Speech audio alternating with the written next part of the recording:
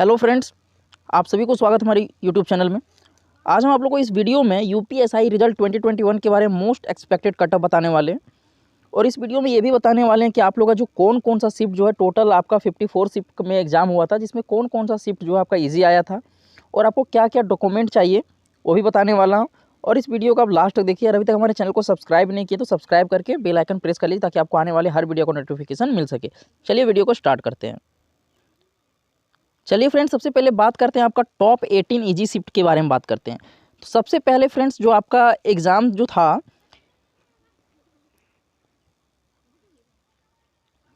12 नवंबर का, आपका जो फर्स्ट शिफ्ट था जो फ्रेंड, वो उतना इजी नहीं आया था। वो उसको आप मॉडरेट टू हार्ड बोल सकते हैं, लेकिन इजी नहीं आया था। लेकिन बहुत सारे लोग कमेंट कर रहे हैं कि आपका जो 12 तारीख का जो सेकेंड शिफ्ट था वो ईजी था। लेकिन देखिए फ्रेंड्स, आपको अगर बताया जाए एक्चुअली तो ये एग्ज़ाम इजी नहीं था सेकेंड शिफ्ट उसमें, क्योंकि कैलकुलेशन जो था थोड़ा सा टफ था। तो उसको इजी आप नहीं बोल सकते हैं, कैलकुलेटिव बोल सकते हैं उसको। तो आपका इसमें जो 18 इजी शिफ्ट जो हो जाएगा, आपका 12 तारीख का जो सेकेंड शिफ्ट है वो नहीं आएगा। आपका 13 नवंबर का जो फर्स्ट शिफ्ट है वो आपका इजी शिफ्ट में आ जाएगा। 14 नवंबर का जो फर्स्ट शिफ्ट है और थर्ड शिफ्ट है ये भी आपका इजी में आ जाएगा। उसके बाद 15 नवंबर का आपका जो थर्ड शिफ्ट है ये भी आपका इजी में आ जाएगा। उसके बाद आपका जो 2 नवंबर है फ्रेंड्स, उसका जो फर्स्ट शिफ्ट है और थर्ड शिफ्ट ये भी आपका इजी शिफ्ट में आ जाएगा। उसके बाद यहाँ पे 24 नवंबर का जो आपका थर्ड शिफ्ट था ये भी आपका इजी शिफ्ट में आ जाएगा। उसके बाद आपका जो 25 नवंबर को जो हुआ था एग्ज़ाम सेकेंड और थर्ड शिफ्ट का, वो भी आपका इसमें आ जाएगा इजी शिफ्ट में। उसके बाद आपका जो 27 नवंबर को जो सेकेंड शिफ्ट में जो एग्ज़ाम हुआ था ये भी आपका इजी शिफ्ट में आ जाएगा।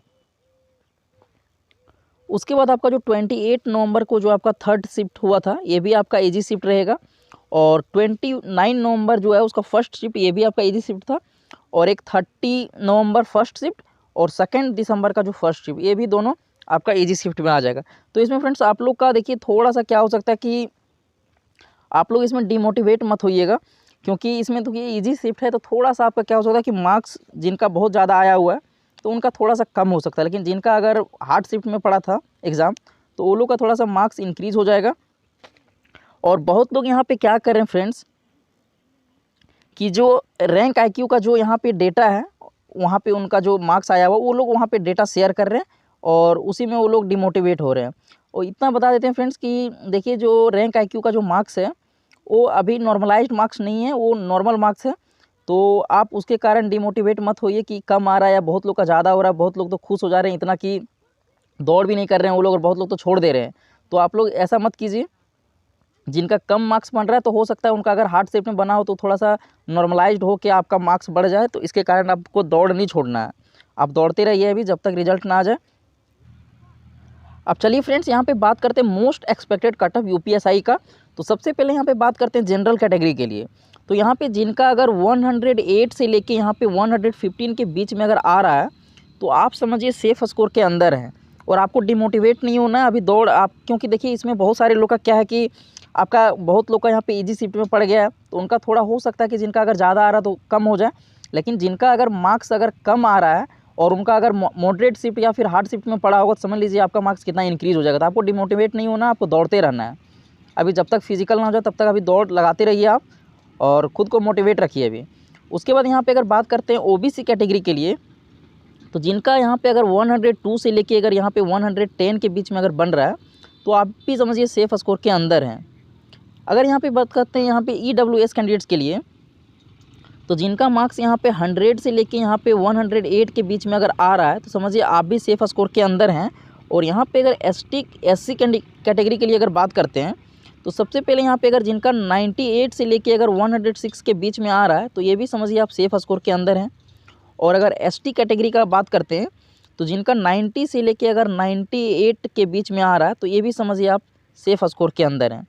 और अब चलिए फ्रेंड्स, यहाँ पे बात करते हैं कि आपको क्या क्या डॉक्यूमेंट लगेगा डॉक्यूमेंट वेरिफिकेशन के टाइम में। तो यहाँ पे आपका देखिए सबसे पहला जो आपका सर्टिफिकेट लगेगा वो डिग्री सर्टिफिकेट लगेगा, यानी कि या तो फिर आपका यहाँ पे अगर ग्रेजुएशन का मार्कशीट होगा तो वो आपका लगेगा। उसके बाद सेकंड सर्टिफिकेट आपका जो डोमिसाइल सर्टिफिकेट बोल सकते हैं या तो फिर आप उसको रेसिडेंशियल सर्टिफिकेट बोल सकते हैं, वो लगेगा।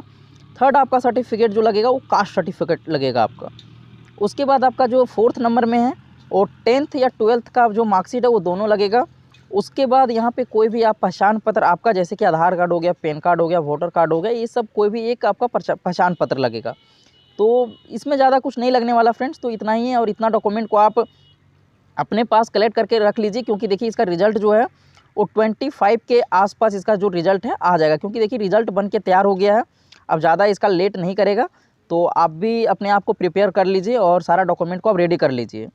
और कोई डॉक्यूमेंट अगर आपके पास नहीं है, और अगर किन्हीं का अगर सुन रहे हैं, बहुत लोग कमेंट कर रहे हैं कि सर मेरा नाम में गलत है, थोड़ा सा कुछ इधर पेरेंट्स का नाम में मिस्टेक है, तो आप अभी उसको एफिडेविट बनवा लीजिए और बाद में उसको जब फाइनल डॉक्यूमेंट वेरिफिकेशन होगा उस टाइम उसको आप करेक्ट करवा लीजिएगा। तो चलिए फ्रेंड्स, इस वीडियो में इतना ही। और आपको अगर कोई फर्दर नोटिफिकेशन चाहिए तो वीडियो चैनल को सब्सक्राइब कर लीजिए और बेल आइकन को प्रेस कर लीजिए, ताकि आपको आने वाले हर वीडियो का नोटिफिकेशन मिल सके। चलिए वीडियो को यहीं पे एंड करते हैं।